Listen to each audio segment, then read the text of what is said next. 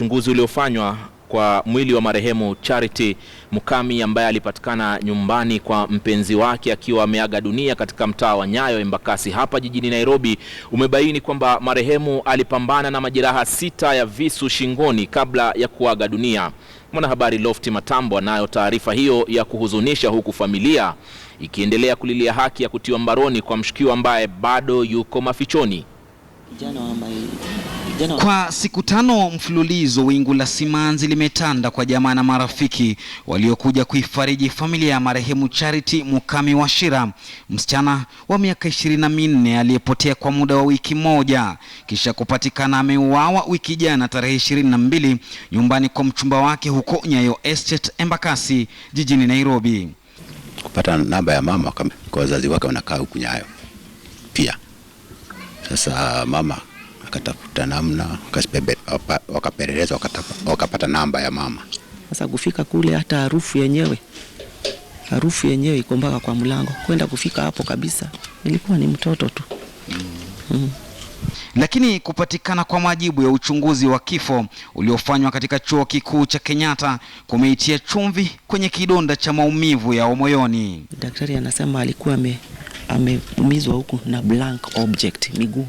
Ni kama alikuwa amemvunja miguu kwanza, alafu na visu 6 kwa mwili, na huku hapa kulikuwa na kisu very deep, ati ilitwistiwa hivi, na huku kote alikuwa amemweka visu mingi. Ijapo katika picha hizi Charity anaonekana kuyafurahia maisha pamoja na mchumba wake Martin Kunguru ambaye ndiye mshukiwa mkuu kwenye mauaji haya, mama ya Charity anakiri kuwa kulikuwa na migogoro mara kwa mara kati ya wawili hao, hali iliyoashiria dhiki mbeleni. Kama November 8 alimpiga na tukapata habari zetu sisi, tukamwambia kuna kitu tutaongea kama Charity hayuko hapa. Unamuacha namna gani? Wewe utakuja kuniua mtoto wangu siku moja. Marehemu Charity hakuwa amejiunga na chuo chochote cha masomo ya juu baada ya kumaliza shule ya upili, lakini fumbo kubwa zaidi ni kupatikana kwa cheti hiki cha ndoa ambayo wazazi wake Charity wala rafikize hawakuwa na habari nayo.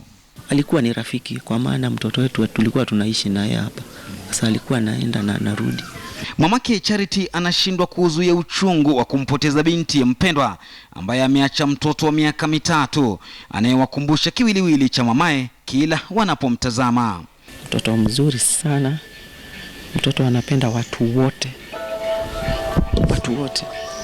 tutamkosa.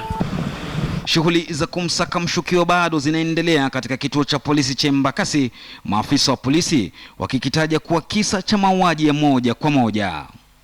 Achukuliwe hatua kwa sababu yeye ni muuaji. Sina haya kusema yeye ni muuaji. Na msimu huu ambapo ulimwengu mzima unasherehekea Krismasi pamoja na shamra za mwaka mpya, wanachotaka familia yake Charity ni haki tendeke, wakati ambapo mshukiwa bado yupo mafichoni. Lofty Matambo, KTN leo, Nairobi.